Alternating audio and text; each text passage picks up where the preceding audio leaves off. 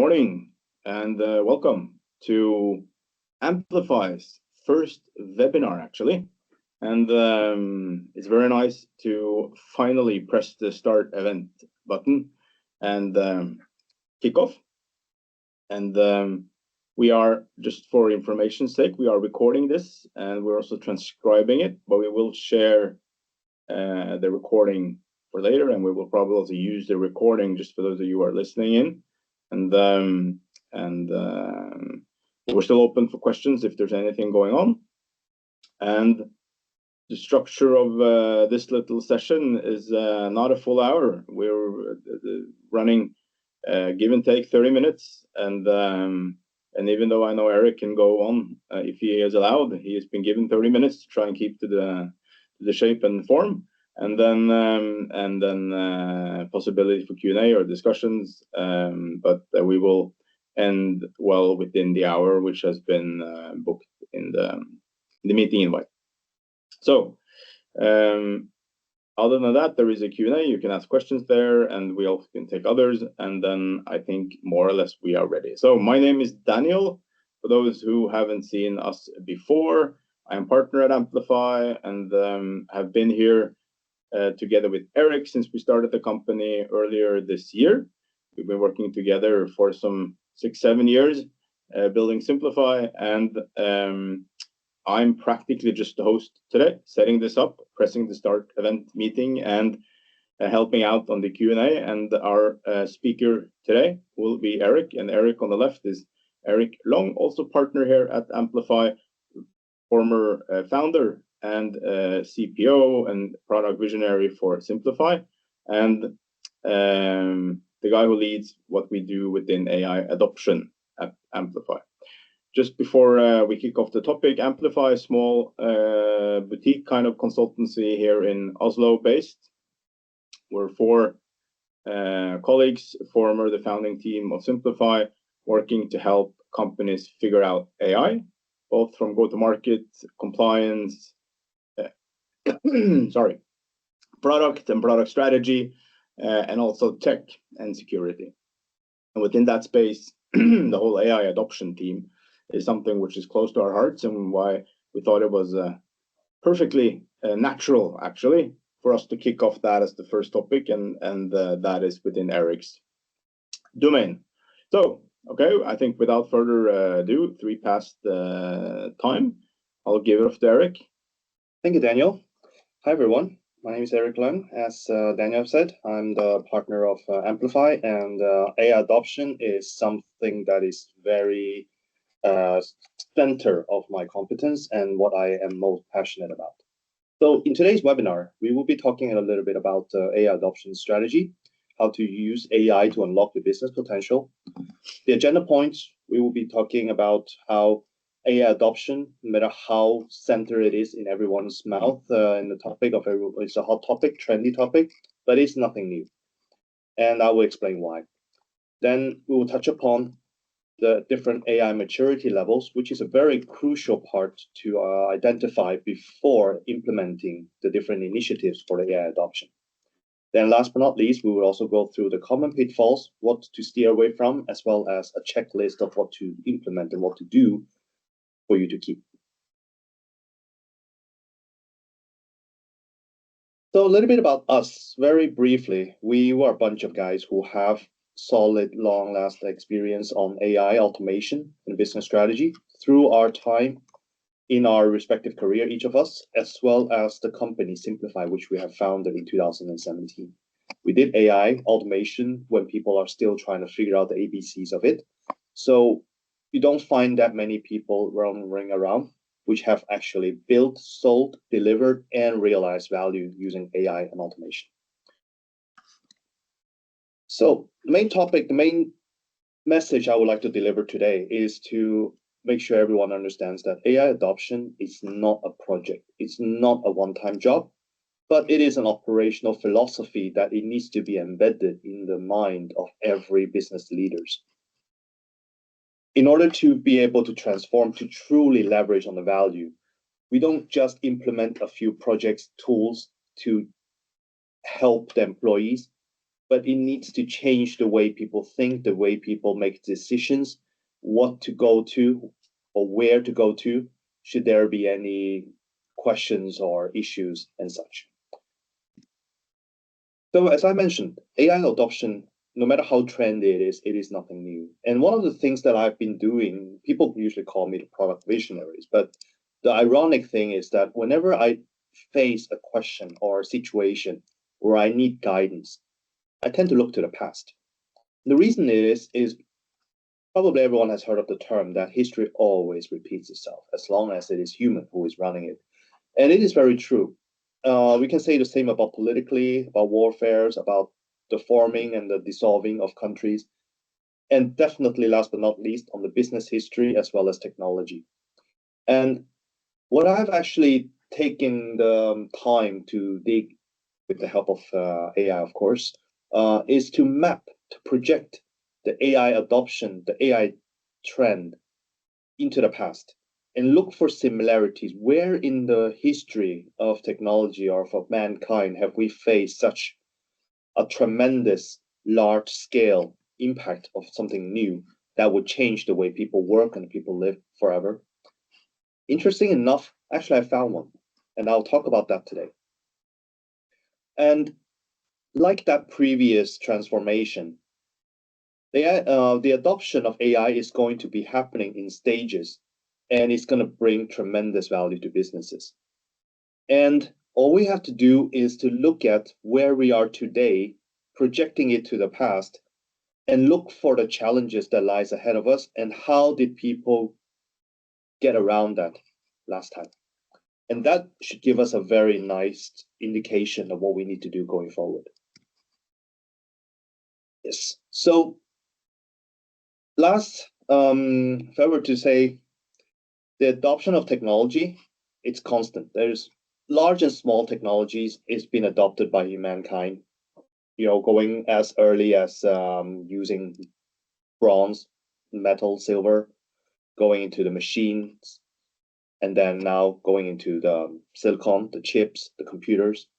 Each new technology has actually led us to actually live very differently, and it has increased productivity and business values by a lot. And of course, some revolution will be larger than other, but ultimately, this is how we as mankind move forward through adoption of new technologies, incorporate that into our productivity, and before we know it, we have an industrial revolution. And then if we were to count all the ones in the past to now, I think we're on the industrial revolution 4.0. So if we were to look back 40 years ago, where computers are just entering businesses, or to some extent somebody's home, we are actually facing a very similar impact on the society as we are facing today. In the early days before computers comes around, I don't know how many of you will remember, but working with pen and paper and some sort of a typewriter and a calculator, that's basically our daily life. It's very redundant, it's very heavy, tedious, time-consuming, and ineffective. But as we are allowing the computers to enter our work life, as well as our life, then we see all of a sudden a peak, a tremendous improvement in productivity. A lot of the things that should have been done by pen and paper and a calculator is now done with a computer on a large scale. We don't have to type using a typewriter and hope that all the keys are correct. We would have used Lotus, or if we were, say, back in the days, to actually draft our document, and then only when we're happy with it, then we press the print button and then it prints 500 pages in a row, for example. All of these things is a sign of improvements in the human society. But if we actually were to zoom in a little bit 40 years ago, the picture wasn't all that rosy. I mean, if we look at how computers are being adopted today, it would have been a no-brainer. First thing we do when we start a business is to make sure we get the computers in place. First thing we go to schools, the kids are now being given an iPad. The thing is, back in the days, it's not a clean-cut decision to use computer in our day-to-day work processes. And the reason is, of course, cost is one of them. It's expensive. Computers don't cost as cheap as it is today, and it's definitely not as powerful. So you would have some early adopters saying, yeah, let's give it a try. Toss the computer to a couple of up and going employees and let them figure out how to make use of it.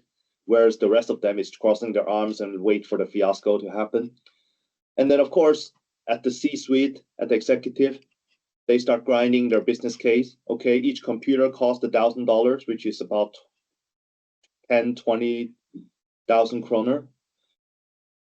What is the business case in it? What kind of productivity gain can we expect to get out of a computer? Oh, by the way, the amount that I was talking about is not today's $1,000, $2,000. Is $1,000, $2,000 40 years ago. So it's a lot more expensive than what we would expect. Now, with that said, it's an uphill battle for anyone who wants to sell digitalization through computers to the businesses.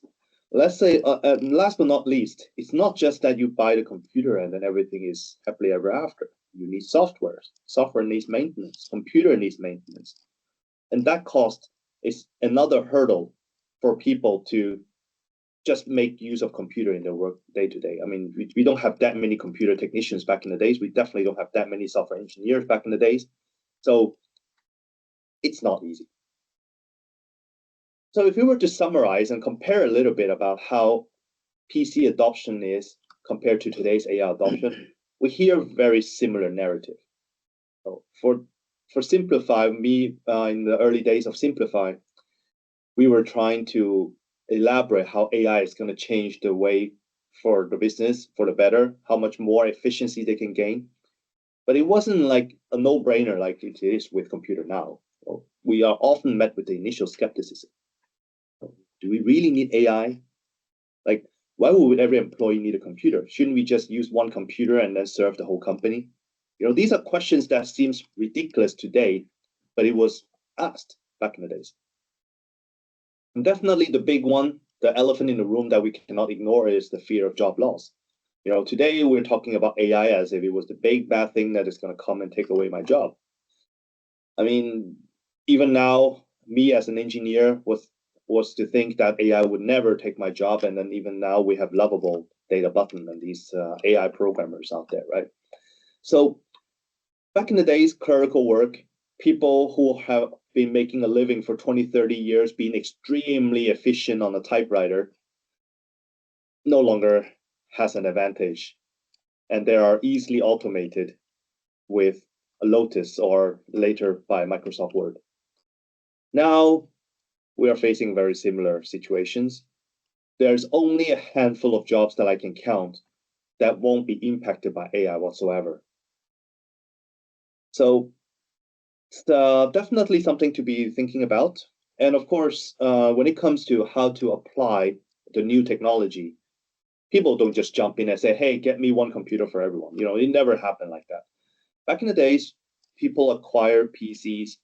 They start with maybe a single department with a single person. They say, you know what, I'll give you the PC, see what you can make out of it, see if you can outperform your counterpart, your colleagues using a computer. That's how they justify the use cases eventually. Individual use cases, individual departments, individual person. Same with AI. We have been selling specific language-based AI solutions back in the days, in the form of chatbot, email bot, document bot, addressing a single use case first, and then only when that works and realize the values, then we start expanding into other departments, other teams, etc. There are also other examples of AI solutions in the early days in terms of the fraud detections, flagging if things doesn't look right. Forecasting is another one. Only then we can actually use the results to fight through the initial skepticism and also the organizational resistance. There will always be. It's human nature to resist change. And there will always be people who are so used to working in the ways of the past. And when you're introducing change, they will do everything they can to showcase the risk, the parts that doesn't work, in order to slow down the change.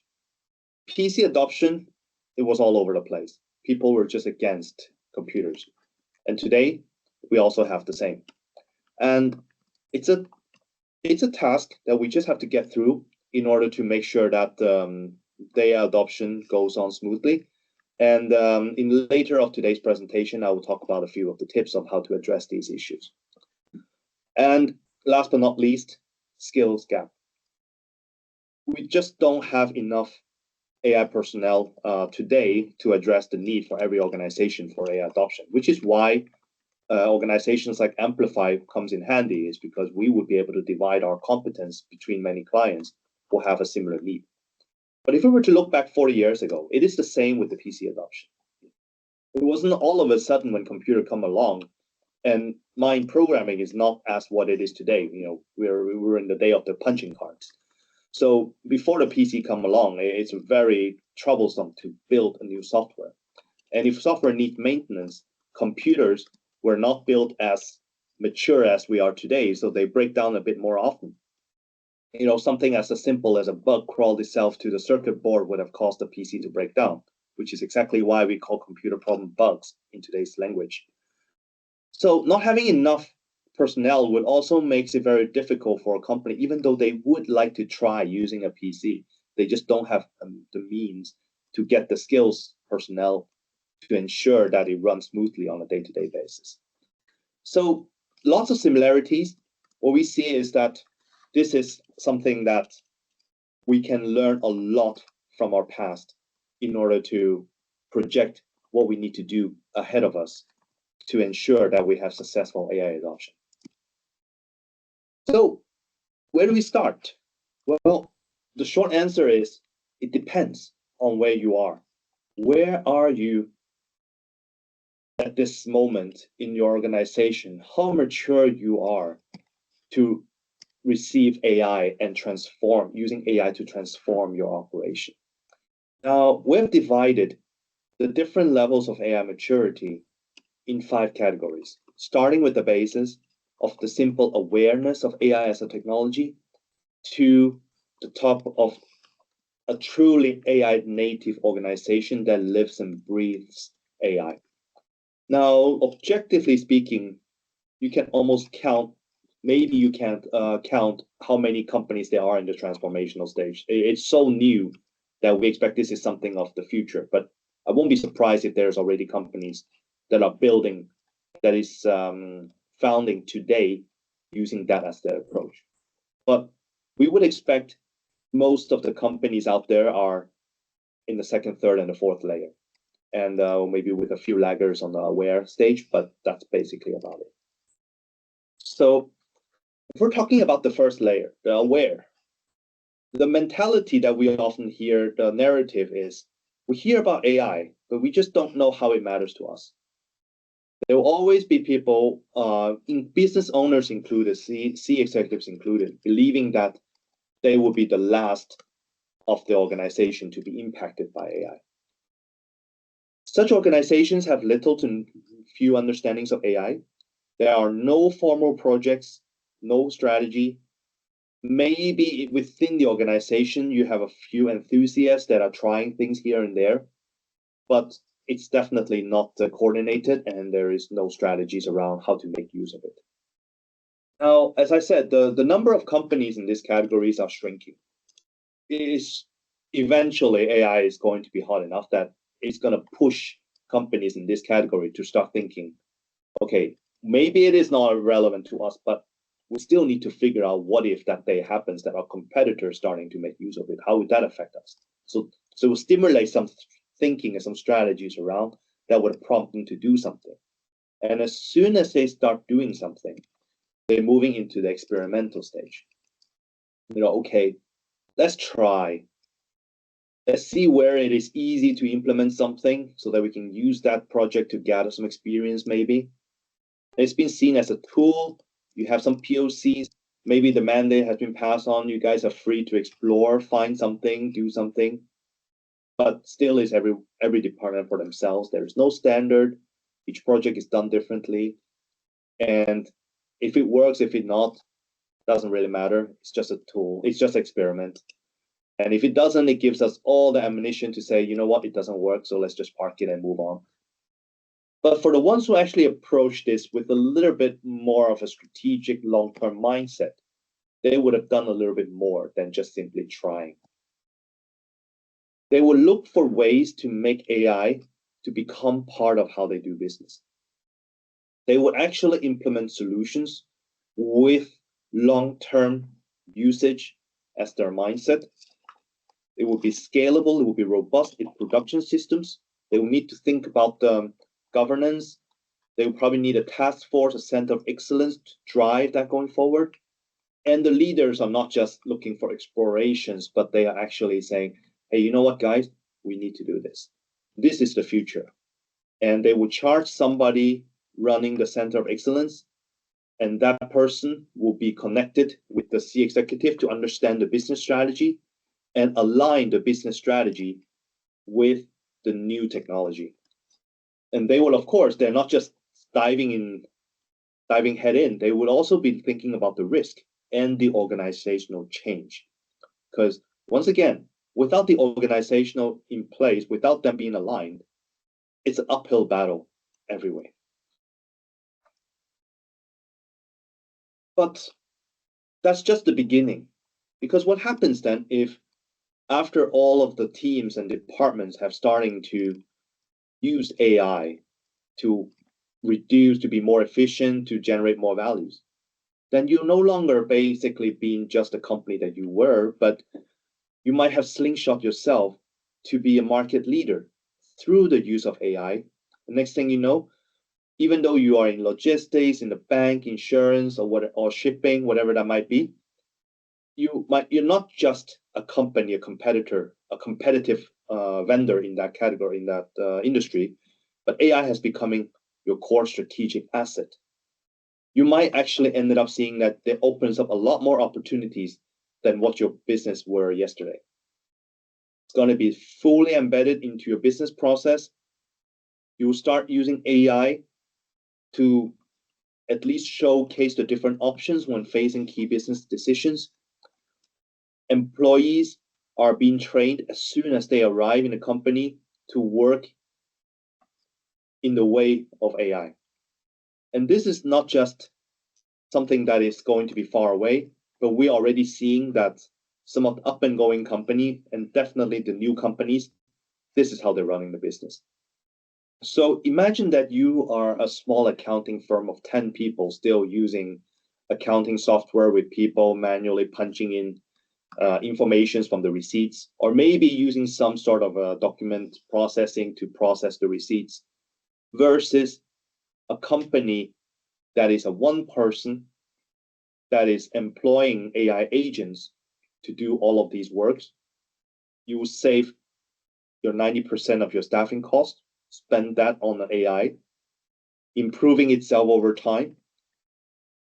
And then not only can you just tackle your companies, but imagine that you might even be able to embed yourself into large accounting firms and be a very solid partner. Next thing you know, you will be one of the best accounting firms out there, even though you might be just one person. And when you're starting to think that way, you have moved yourself to what we will call the transformational, the AI native. That's when you say, AI is not just a tool that we use, but AI is actually who we are. Your entire business model is reimagined through AI. You know, if we go back to the accounting firm example, it's like, what exactly is keeping you from working or doing business in the country that you belong? Is it because of the tax law? Is it because of the language? None of that would matter once you have AI. Having that to translate, having that to feed you in on the respective accounting laws, it allows you to serve a much larger customer base than what you were. And you will be able to use the learning capabilities of AI to optimize your operations accordingly, to self-correct, self-optimize. And then you will be trying different tools accordingly, and you're constantly looking for new ways. And next thing you know, all of the related topic of the risk, ethics, responsibilities, explainability, all of these would be embedded within your organization. And this is where we might finally get to the point of what is being labeled as a one-man unicorn, which was first being mentioned in recent weeks, notably in the Sequoia AI's the Ascent event, where they are discussing where AIs are heading, what would company do in light of AI. So this is a very rosy picture, but you don't get there in one day, and definitely this is a long journey, and there's a lot of hurdles and obstacles along the way. So what we would see is that in the road to become transformational, there are a lot of mistakes that are being made in many different levels. That what we see, and we can categorize them as below, that people should really steer away, especially if you are aware of them, and have an overall strategy of how to actually drive the adoption and tackle these problems along the way. First and foremost, this has actually been spoken of since before AI came along, and that is the data. The data, messy data, comes in two different levels. One is that on a systematic level, because every systems they do often got changed from time to time, you miss some data here and there, the lack of maintenance of the data. This makes the data very difficult to work with, to train the model to actually function like how you would have otherwise. Another level is the bias. We're speaking of that quite a lot. If you are a bank, what would have given you the right to the insight to say yes or no to a loan application? Because it's not given that you are operating completely objectively in the past that would have used that data to build a solid foundation of the model. Next thing is about the risk. In insurance, for example, selling insurance policy, assessing the risk. Is it a bias in the past as well? And so forth. So data is the bread and butter of a good AI solution, and making sure that the data is clean and structured enough that represents the truth of how the company is. It's very important. Unclear goals is actually another big enemies to successful AI adoption, because AI, like an employee, they're striving on clear business goals. So you need to identify how can we define success. Only then AI is able to generate the right values and the right results that would have made the businesses can use that as a feedback to move forward. Okay, are we hitting our target? Are we not? If not, then we can refine. So defining the clear goals is also very important. 3 is that both the employees as well as the business leader needs to be educated enough on AI to be able to understand what AI can and cannot do, setting the expectations correctly. So one thing is not having a goal. The other one is having a too lofty of a goal that is impossible for the AI to meet. I mean, one of the very typical ones that I hear is, we need AI to be 100%. 100% correct. It cannot afford any mistakes.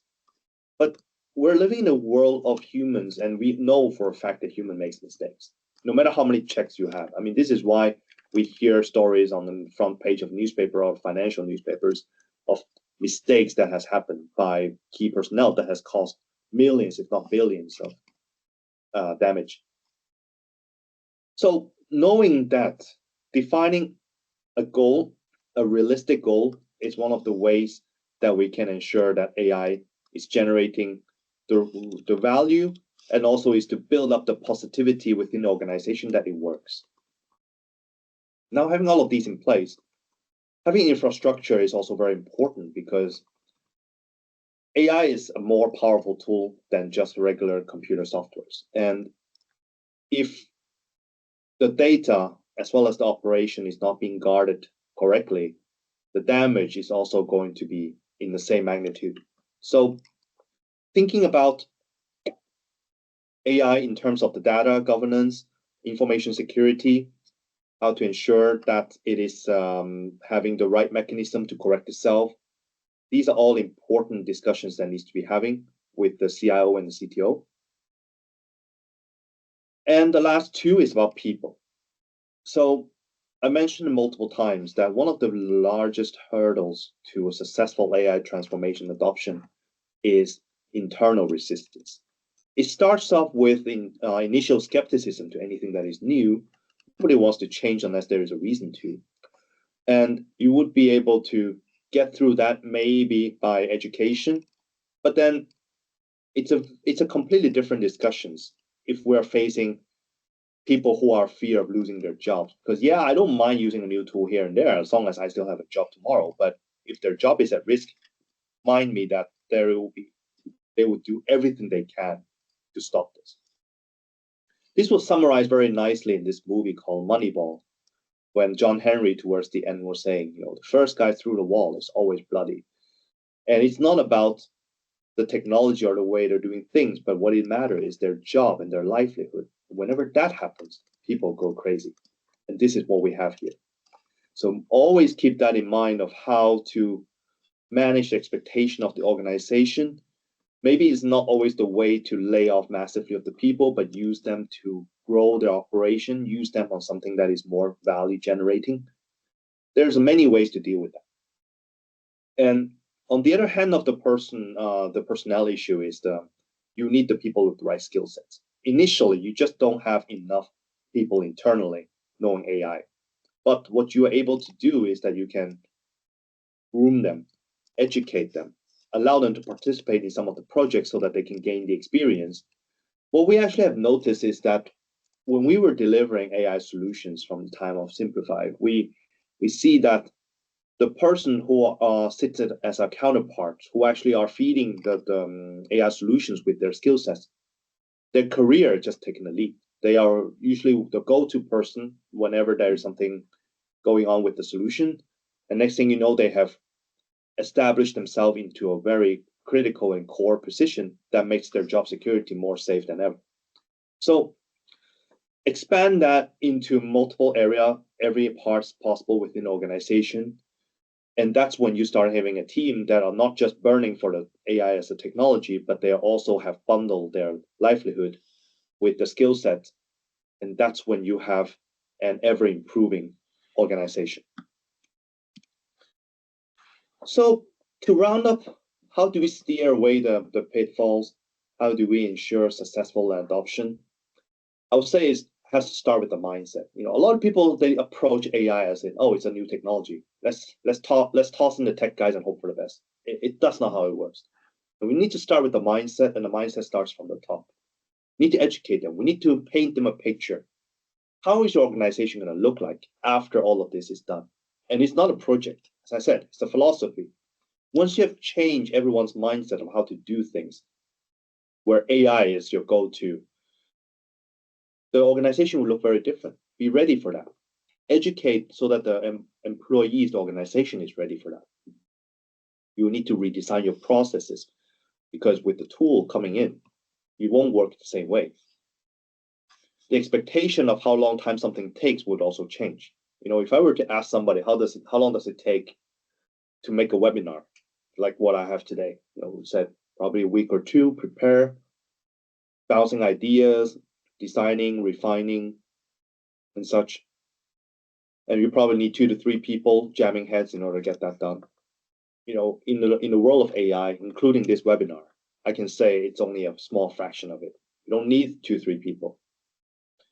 So things are changing, and we need to cater for that change. If we were forcefully apply AI on existing process, then it's just become an expensive tool. So having that in mind, then we can start looking into the tech. How do we build the infrastructure? How do we make sure that the system is robust, secure, and that it actually is built to last? Built to last, but not meaning that it stays static. It still should be robust enough and flexible enough that you'll be able to upgrade it using more powerful technologies that will be coming in the later years. So then, of course, having a clear value proposition, this is a very important message to bring forward, not just to sell it to the C executive, why you should invest in the technology, but also at the same time to the employees. Having that in your toolbox using AI will save you so much time. You don't have to do the repetitive, boring tasks And these are the things that would also benefit employees individually, not just the organization. Having the data in place, very important. Without the data, the AI is only as good as the quality of the data. So that goes without saying. And change management. Change management, like AI adoption, it goes hand in hand. It's not a project. It's also an ongoing process. You will actually be tasking a task force that will be responsible for, one, ensuring that they're positive to the change. Two, is to ensuring that they are going through with the change. And three is to evaluate that their change is there to stay and not just something that happens for a time. And then after 6 months, people going back to the way they were. And that's how you ensure that the organization is moving forward using AI. So the key takeaway, AI adoption, it's not new. It's been going on in the past. If any one of you ever in doubt what to come, just look at the past. How did organization, how did the business world adapt with it? We can learn a lot from our past. The tech maturity level, the AI maturity level, is what identifies each company where they are, which allows you to define the correct measures to take them to the next step. Avoid the pitfalls and implement a checklist, and that should be the recipe to success. Thank you. Very good. Thank you, Erik. Thank you, Erik. And decently timed, actually, I must say. So well done. Well done. Obviously, a couple of questions which we need to address and maybe discuss. Let's see where we go. Yeah. But indulge me on what's been asked. So you point out that unrealistic expectations is one of the biggest ones, and yes, to some degree, probably relevant or not relevant, probably very dependent on the company. But how to try and see what's suddenly unrealistic? How can we see an unrealistic expectation, or at least see a symptom that we're walking into one? Yeah. So there are a couple of things that we normally look into whenever we're evaluating the expectations of the client, that what they expect of the AI solution to deliver. One of the things is, of course, 100%. It's a very clean cut. I still hear companies saying that, or even 90, 98, 99. We're approaching what is not to expect from the first phase of any AI solution to be delivered. I mean, if those of you who really read the fine print, I think even ChatGPT today says that it's to be expected to deliver to up to 80% of accuracy. So, and we're talking about one of the largest, most funded companies out there. So expecting anything starting with the 90% plus is it's a bit of a lofty goal, and 100 is definitely unrealistic. Second is, as I mentioned, AI is as good as the data. So if the data does not exist, we cannot magically bring forward some sort of an assessment. So if we were to evaluate a document that is to make a decision whether it is fraud or not, but nobody can tell us what is fraud, not within the industry, not within what's available out there, and definitely when you ask somebody, you get conflicting opinion about what is fraud and what is not, then the solution would be just as confused as the organization is. Okay, so if I sum it up, you got to have some data to really figure this out, and you have to try and evaluate what the realism or expectations really can be, right? On what level, and to try and say that up front, but at least try to figure out which way you're steering. Okay, we have to address or ask very quickly about tools. It's a question here. ChatGPT, Grok, Gemini, what do we do, right? What's the adoption here? Do we just use them all, or what be a way to go forward with these things? Yeah, these tools looks very similar on the surface. I mean, you chat with it, you get what you were asking for, but ultimately there are small subtle differences between them, and let's also not forget that they were always coming up with something new. Right. So I would say we would still need to start with what are we looking to achieve? I mean, say for myself personally, I ask a lot of questions, I search a lot on web, I would generate images. All the images that you see today is built from ChatGPT, for example, and I make PowerPoint, and sometimes I might prototype a bit on the software here and there. And that for me, grouping up what I normally do, which tool is the best for that, is kind of the approach. Now, I would say ChatGPT and Grok, they're extremely similar on what they do. Gemini has something more with videos now as far as what they are being rolling out lately. But then when it comes to prototyping, Lovable is definitely the one. And then I use Gamma for PowerPoint. So these tools are always there to be used. It's like we all should have a toolbox. And based on what task we have ahead of us, we would pick the best tool for the work. Okay. And just familiarize with how to use them. Fair enough. Then I think I'm going to pick on the last one, the question that came in here, which is interesting regarding this wall and being bloodied going through the wall. And I think it's an interesting quote. I heard a similar one, which is that going through the wall is pretty bloody work until you actually get through. but again, the question here comes is are we the ones now going through the wall first without actually knowing it? Are we being blooded by AI instead of actually getting stuff which is useful? Yeah, it's actually a very fair question to ask. If I'm trying to understand the underlying message, it's like couldn't we just wait for others to go through the wall and then we just sit and reap the benefit? Yeah, we're going to look back on ourselves in 5 years and think, whoa, what idiots we were at the time.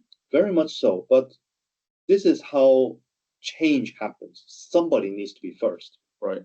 And there's always somebody who benefits from being first because they would have reaped the benefits, they would have the experience. Now, if you're looking back at how the financial industries are in Norway, there are a couple of banks or insurance companies are tossing in millions and millions in pilot projects of AI that never became anything about. But you would think that, oh, that's waste of money. Why don't we just sit back and wait for them to finish, right? But it's not about what they have implemented that make them the position of who they are. It is all the experience that they have learned that they can sit with that will allow them to be more successful later on when they implement the later projects. And having that in place, it would mount them a very powerful moat that would be very difficult for anybody to just outcompete. And when you're the laggard in a technology field that is moving this fast, there is almost no hope for survival. Not only do you have these large companies using more money than you on AI and doing them first, you also have the latecomers who are built on an AI native approach. So I wouldn't wait for people to have gone through that, even though, yes, we might look back and say we've been silly. I mean, who doesn't, right? If I look back 20 years ago when I first started working on IT, there are many things I would have done differently. But if I didn't have made those mistakes, I wouldn't have been who I am today. Fair enough. Good comment. Let's end it with that. Thank you for listening in or watching the recording of this. And please, as on the screen from Erik here, feel free to reach out, amplifai.no, or an email. And we're also on LinkedIn, obviously. So see you around. Have a good day. Bye-bye.